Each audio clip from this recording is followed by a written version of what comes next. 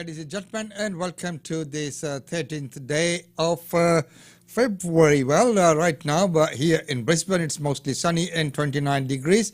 And once again, welcome after a big and a huge weekend that it was. Well, ladies and gentlemen, right now, let's see what we've got for today. The news update, and after that, we will have our daily India report. Well, at news in 90 seconds, news in brief with the courtesy of ABC. Emergency warnings are in place this morning northwest of Brisbane after 50 fires broke out during the state's hottest day of the summer yesterday. Residents at Montrose and Mile Park are being urged to leave immediately as the fast-moving fires put homes under threat. Around 19,000 refugees living in the community can now apply to stay in Australia permanently. Labor has abolished temporary protection visas and safe haven enterprise visas in line with an election promise. It means refugees who arrived by boat before Operation Sovereign Borders started in 2013 are now eligible for a new resolution of status visa. In Turkey, officials have detained or issued arrest warrants for about 130 people allegedly involved in shoddy and illegal construction jobs a week after earthquakes destroyed thousands of buildings. The death toll from the disaster in Turkey and Syria has now risen to more than 33,000 as the risk of infectious disease outbreaks grow in Syria. Authorities promised stricter building codes after an earthquake killed more than 17,000 people near Turkey's biggest city, Istanbul, in 1999. And the 15th anniversary of the apology to the stolen generations is being marked today with fresh investment aimed at closing the gap. A new national implementation plan will commit an extra $424 million in funding. The national apology was a major step towards reconciliation, but the government acknowledges that in the years since, there's been a failure to improve life for Indigenous Australians. Are working towards that reconciliation and working towards the voice. Everyone will have a choice to make that clear whether we approve or disapprove in a public manner of the proposed voice. Well, right now let's go to the areas where 50 bushfires right here in Queensland. Residents of Mile Park and Montrose near Tara are being warned that large and potentially deadly bushfires are travelling towards them and are likely to hit in coming hours. With warnings, it'll soon be too dangerous to drive. The fires started yesterday on the state's hottest day of the summer, with a total of 50 fires breaking out amid the heatwave. Let's go straight to Michael Rennie at QFES headquarters. Good morning to you, Michael. What are the emergency warnings in place? Well, Lisa, as you said, we've got 50 bushfires currently burning across the state of Queensland, but there's two main bushfires that authorities are really concerned about. So they are the bushfires at Mile Park and the one at Montrose in Tara.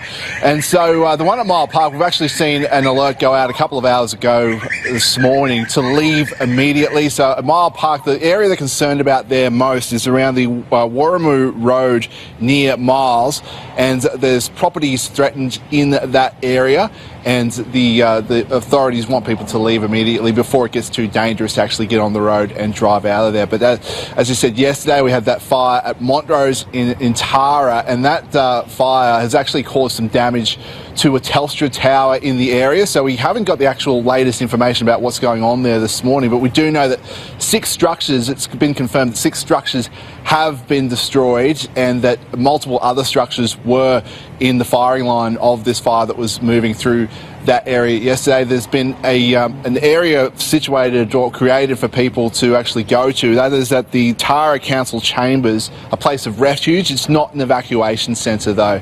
But we heard stories yesterday, Lisa, of how quickly this fire was moving through the area. People just leaving with the clothes on their back. They didn't have time to grab their animals. Some people didn't have time to grab their wallet. So it just shows you how quickly this fire was moving through that area yesterday. Do they know how it started? Yes, it's understood that the fire at Montrose and Tara, it started in a fuel drum. So that was, you're wondering what happened there. But The heat yesterday as well obviously would have played a role in this as well with how quickly it spread, because Queensland was sweltering through its hottest day in nearly 2 years. We had 40 plus temperatures in various parts throughout the state. It is very dry in that area as well. Local residents have been saying that there hasn't been a lot of rain there in the past 12 days, so everything is dried out, and the concern is that yes, these uncontained fires will continue to burn. Well, there you are, ladies and gentlemen, the fire. Well, right now, one good news that's coming out of today is the thousands of refugees can now stay in Australia on permanent visa. As we know, there's been a long time lobby for many of the human rights activists and others that, people have been here for such a long time. And it has also been a Labor's election promise. It's being delivered now. Thousands of refugees on temporary protection visas will be eligible to stay permanently in Australia as the government moves to implement what was a key election promise. Our political reporter Stephanie Boris joins us now from Parliament House. Stephanie, good morning to you. So run us through the big announcement. Good morning, Michael. Well, this change applies to about 19,000 people that arrived before Operation Sovereign Borders was introduced in late 2013. So Operation Sovereign Borders was introduced by the former coalition government. It was a range of measures to try and stop people arriving in Australia by boat, such as temporary protection visas, also boat turnbacks and regional processing centres. Now, during the election campaign, Labor promised to make some changes, the particular one being that those on temporary protection visas before the start of Operation Sovereign Borders should have access to being able to stay in Australia permanently. So today what we're hearing is that those 19,000 people will now be able to start beginning to apply for what's been called the Permanent Resolution of Status visa. There will be sort of a line of people, as you can imagine, and priority will be given to those where their visas are about to expire, with other people able to apply from late March. So what actually changes for the people that apply for these resolution of status visas? Yeah, so what they're on at the moment means they can't stay here permanently in Australia. So this change means they essentially have the right to remain in Australia as long as they wish. It also means they can leave Australia and visit family and come back. They also then will have access to social security payments if they need them, also the NDIS.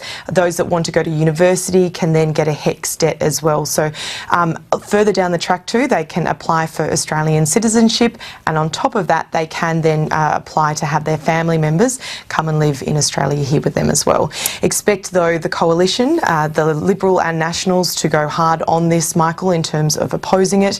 They, of course, will claim that this will start boats back up, but the government insists this will not be the case. There you are, ladies and gentlemen, and well, right now, let's go to Auckland, where they are bunkering down for yet another storm. The city's bracing for some severe storms, so how are the preparations going? Morning, Lisa. Yeah, sadly we are preparing for a bit of a storm as Cyclone Gabrielle makes its way down our country. It's almost a bit of an eerie feeling in Auckland this morning. That's because all residents have been told to bunker down and avoid all unnecessary travel. We also see a big disruptions to our whole travel network. All trains have been cancelled until 3 p.m. today. Buses are running on a reduced timetable and ferries have been cancelled as well. Out at Auckland Airport, which saw some really bad flood damage just a few weeks ago, all flights have been cancelled in and out of our domestic and international terminal. On top of that, yesterday supermarket shelves were almost reminiscent of COVID-19 and lockdown times. Shelves were empty because Aucklanders have been told for about a week now to prepare for this storm. Everyone should have about 3 days worth of food and supplies, a week's worth of medicine and water as well. So Tessa, this of course comes after you had those record floods that really whacked the city just last month. So what's the impact then of these storms coming through? Yeah, I think when we heard that this cyclone was making its way to New Zealand, everyone felt a little bit hesitant after what we saw in the past few weeks.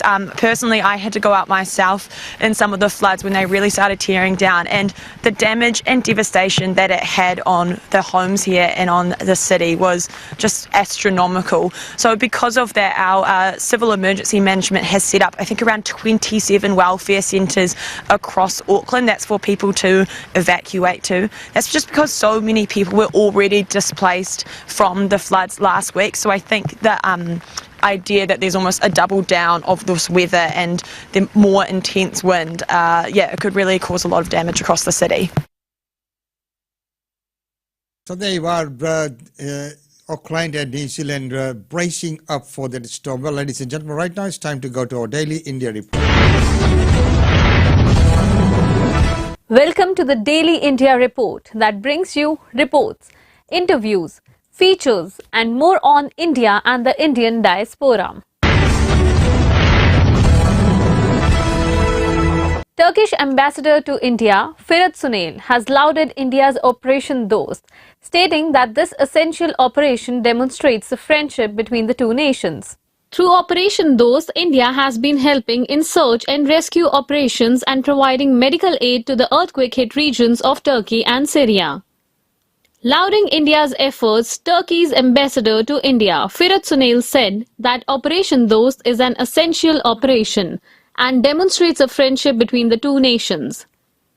Firat Sunel said, Operation Dost is a very important operation, and this is the operation of friendship because Dost is the word in Hindi and Turkish which means friends. And this operation shows our friendship between India and Turkey, and friends always help each other.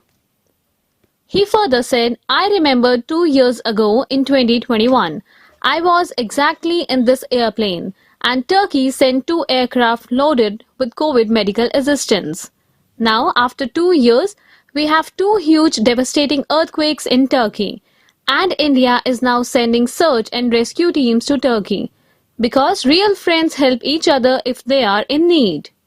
Calling Operation Dost helpful, he said, what we would need in Turkey, especially in the first 72 hours, is search and rescue actions together with emergency medical aid, and everything is, the start of Operation Dost. It includes search and rescue teams and emergency medical aid. That's why it is very helpful. Firat Sunel said that there are over 15,000 Turkish troops, doctors and foreign teams working on the ground in Turkey. He said that the death toll is nearly 10,000. However, the rescue operation continues as there are rubbles.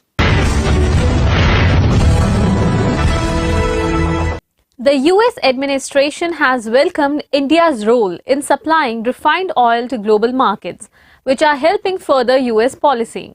The Joe Biden administration has stated that the US has welcomed India's role in supplying refined oil to global markets and is not looking to sanction India.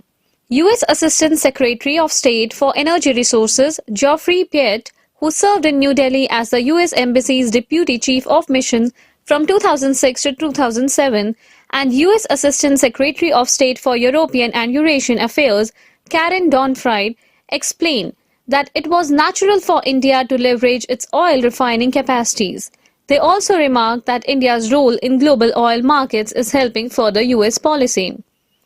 Pyatt said, even though India is not a participant in the G7 price cap coalition, India has effectively used its negotiating leverage derived from the price cap and the fact that large portions of the global market are no longer acceptable to Russia to drive down the price that it pays for Russian crude. He added that this helped advance the US twofold policy of stabilizing global markets and denying resources to the Kremlin.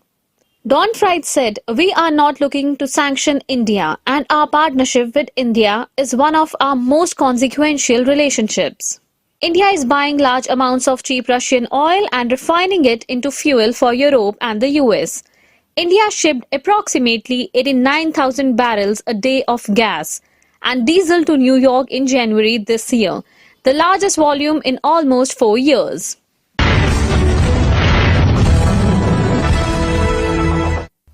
The Reserve Bank has allowed insurance companies to participate in the trade receivables discounting system. The Reserve Bank of India has permitted insurance facilities for invoice financing for MSMEs under the TREDS platform. The move will increase MSMEs' participation in the invoice discounting platform trade receivables discounting system and enhance their working capital flow. An RBI statement stated, "This will encourage financing, discounting of payables of buyers irrespective of their credit ratings." Accordingly, insurance companies will be permitted to participate as a fourth participant on TREDS, apart from the MSME sellers, buyers and financiers. It further mentioned that all the entities or institutions eligible to undertake factoring business under the Factoring Regulation Act would be permitted to participate as financiers in TREDS. Also, secondary market operations will also be enabled on TREDS platforms, which would allow financiers to offload their existing portfolio to other financiers within the same TREDS platform if required.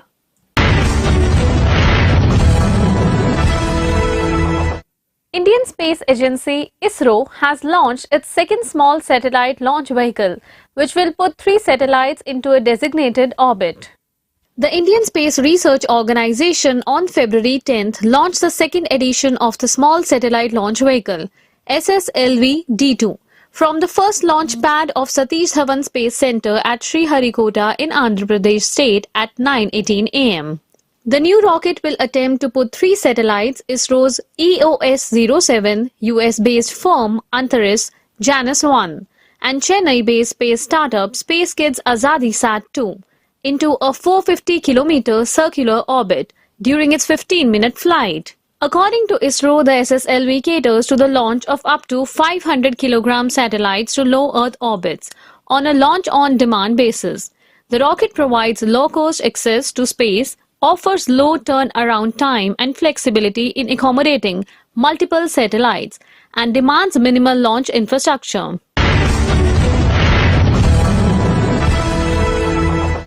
India's securities regulator SEBI has proposed corporate governance rules for related party transactions in a high-value debt-listed entity. Indian market regulator Securities Exchange Board of India (SEBI) on February 8 proposed corporate governance rules for related party transactions in a high-value debt-listed entity with an outstanding value of listed non-convertible debt securities of at least Rs 500 crores.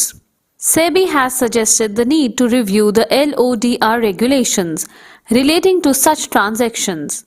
The market regulator also stressed the need for shareholders' approval for related party transactions. The proposal comes after SEBI received requests from high-value listed debt entities regarding challenges faced by them in complying with the provision of the LODR regulations. It is related to the composition of the board of directors, minimum number of meetings to be held per year, framing and implementing risk management plans for listed entities, constitution of various specialized committees, and stipulations related to related party transactions, among others.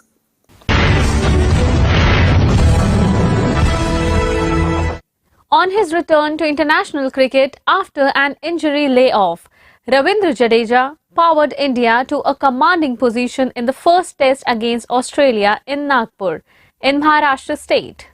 Ravindra Jadeja celebrated his return to international cricket with a 5-wicket haul as India bowled out visiting Australia for 177 and then cruised to 77 for 1 to dominate day 1 of the opening test played in Nagpur. Australia skipper Pat Cummins won the toss and elected to bat on a spin-friendly pitch, but the tourists had both their openers, Usman Khwaja and David Warner, back in the hut inside the first 13 deliveries. Marnus Labuschagne scoring 49 and Steve Smith scoring 37 led the recovery of sorts before Jadeja and Ashwin ran through the Australian batting lineup in the second session. Jadeja bagged a tally of 5 for 47 while Ashwin finished with 3 for 42. Captain Rohit Sharma led India's robust reply with a typically Billy Grant 56 not out that included 9 boundaries. Murphy broke the flourishing 76-run opening stand when he took a return catch to remove KL Rahul for 20 for his maiden test wicket. For India, Surya Kumar Yadav alongside wicketkeeper KS Bharat are making their test debut in the match. A week before the release of the film Shehzada, Rohit Dhawan and the team released a recreated version of the chartbuster song Character Dheela, which was originally picturized by Salman Khan for the film Ready. Bollywood actor Kartik Aaryan is all geared up for the release of his upcoming film Shehzada. Adding to the hype, the producers of the film have dropped a new song titled Character Dheela 2.0.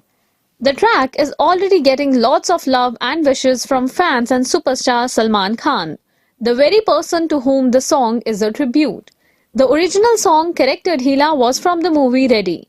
The original song featured Salman Khan and Zareen Khan and it was a chartbuster.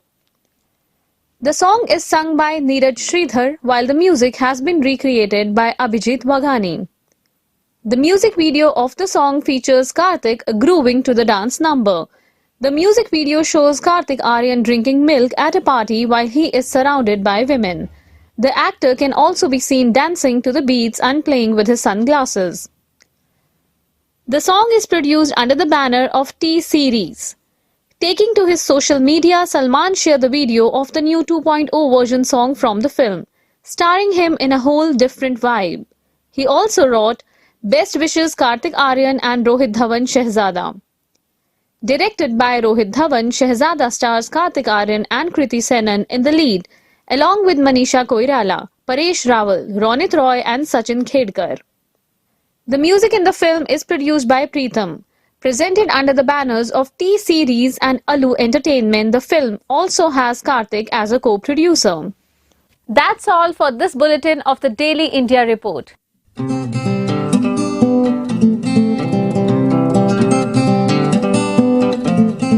And thank you very much, Simran, for that wonderful report. Well, ladies and gentlemen, that's about all we have time for you in this one. I hope you had a wonderful weekend.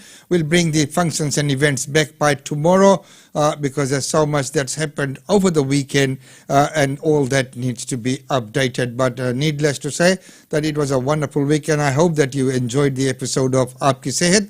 It's up there. You can always go and review any of our segments back on there. So until tomorrow, it's goodbye from us. We'll see you then.